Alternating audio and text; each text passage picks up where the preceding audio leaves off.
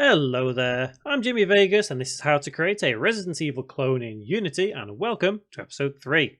In this tutorial we're going to take a look at cameras and lighting. Don't forget, click the subscribe button and click on the bell icon as well to stay up to date with every tutorial I upload in this series, and with that in mind, let's get to work. So, cameras and lighting, which one should we start with first? Let's start with lighting. Now, we've briefly gone over a couple of things with lighting. Was it last tutorial? Maybe tutorial 4? Not quite sure. So there's a couple of different types of lights, and the main one we get in the scene by default is the directional light. And, we've moved around the actual light itself, pivoted it. So you will have noticed as I did that, we saw some shadows appear. So if we move that to a point where we get a shadow, we can see just how the shadow is reacting to this particular game object.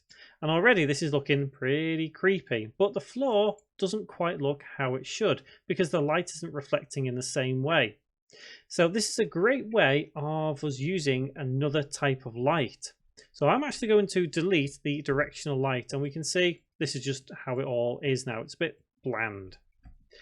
If we go to game object, and let's go to light, we have directional light, point light, spotlight, area light. The three we use more than anything is directional, point, and spotlight. Directional light, as we saw there, illuminates the entire scene, and it shines down in a particular way, like a sun would. A point light is where we are able to have one particular point and then have a radius of how far the light can spread. And a spotlight is literally just that. It is a spotlight, as what you would see like in a theatre, on a stage, or something like that. So we're going to use for now point light.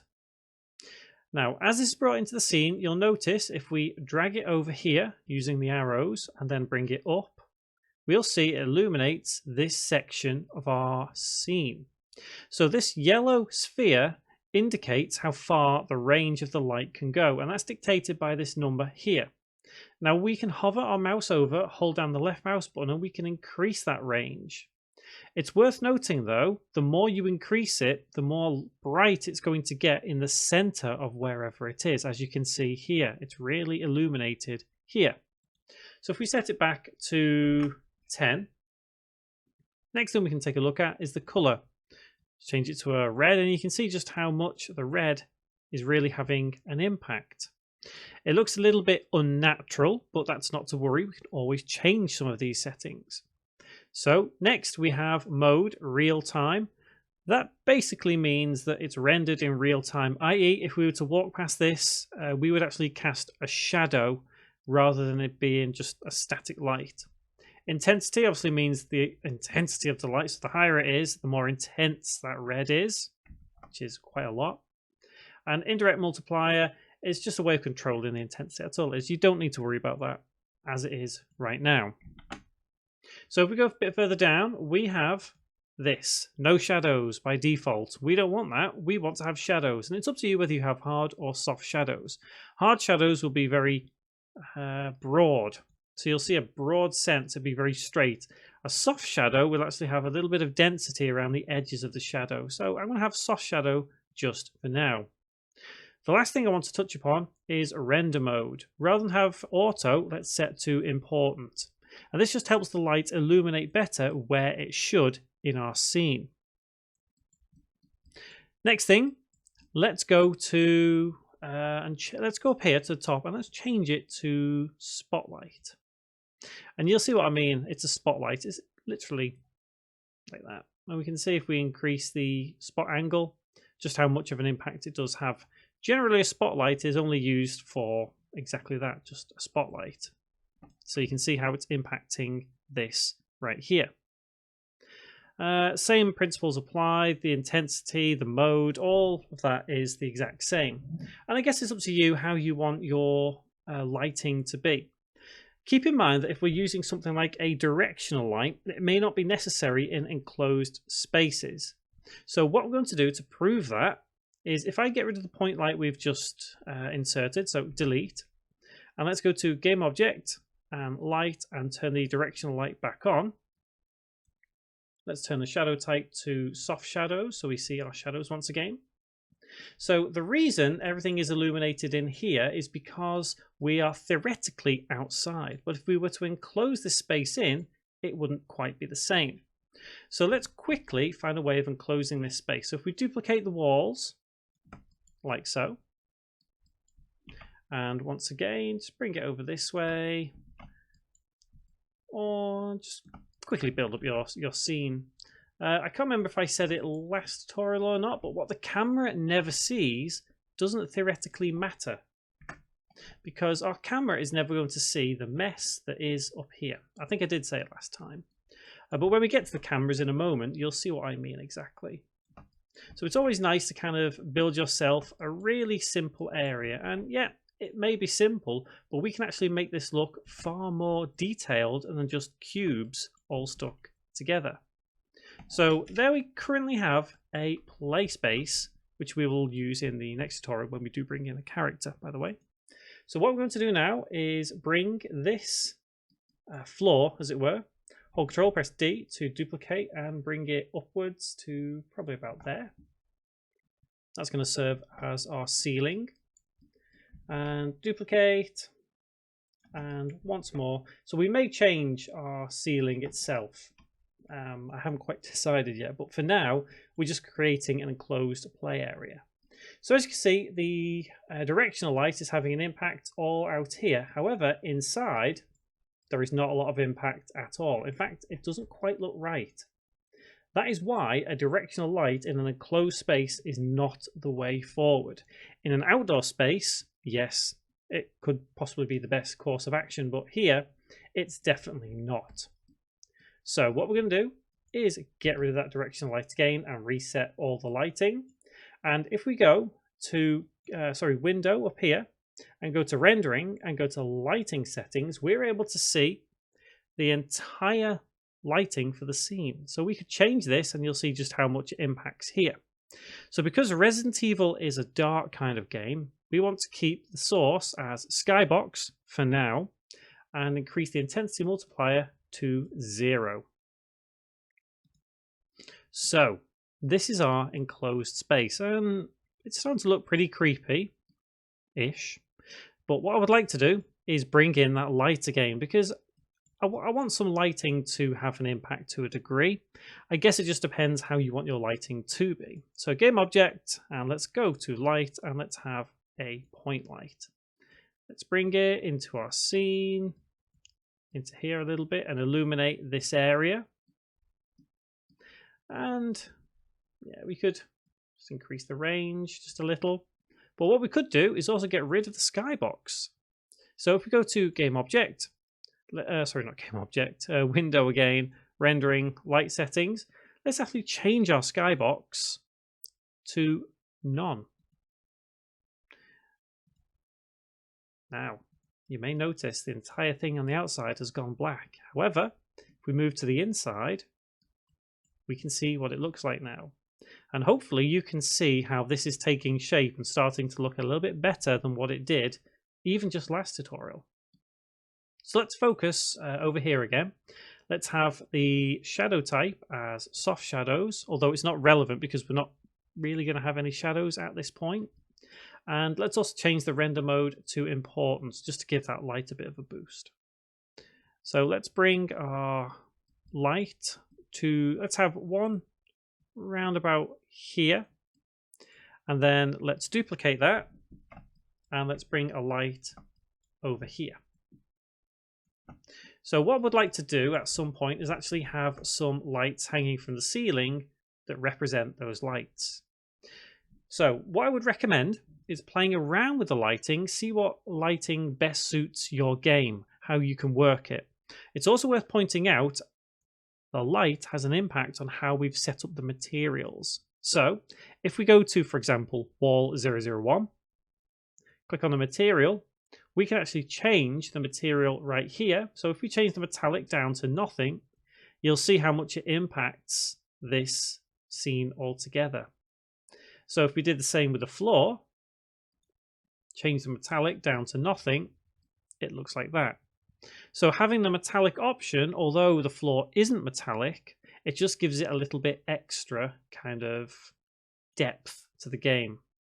So I'm going to use that value and apply it to the wall.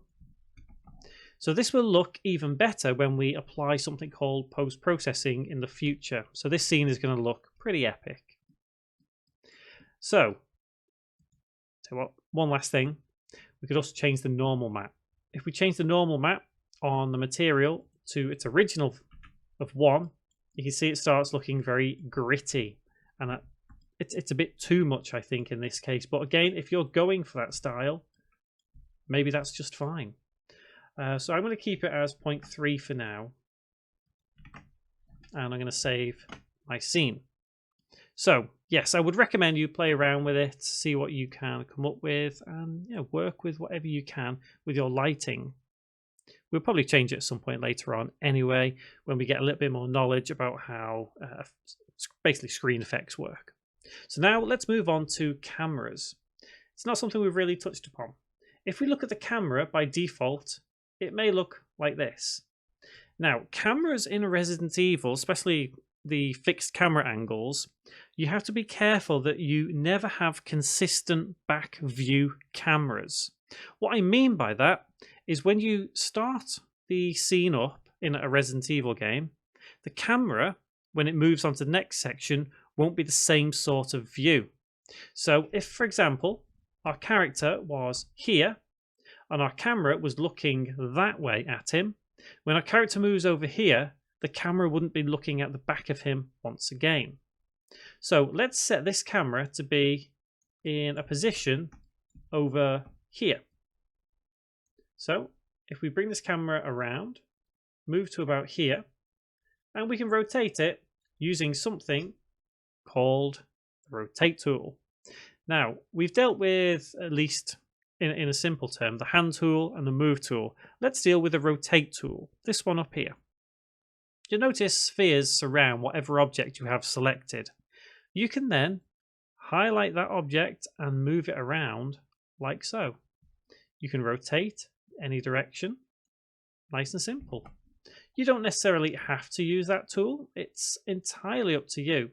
But what it comes down to is it gives you a little bit of a better option of maybe controlling how the camera looks. If you're not happy with that, you could always stick with the move tool.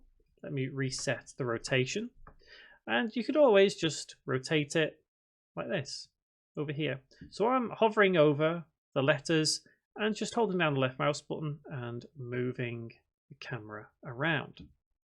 So we have that camera set right there. So let's press play and see what it looks like in our scene view. Okay, that's fairly decent.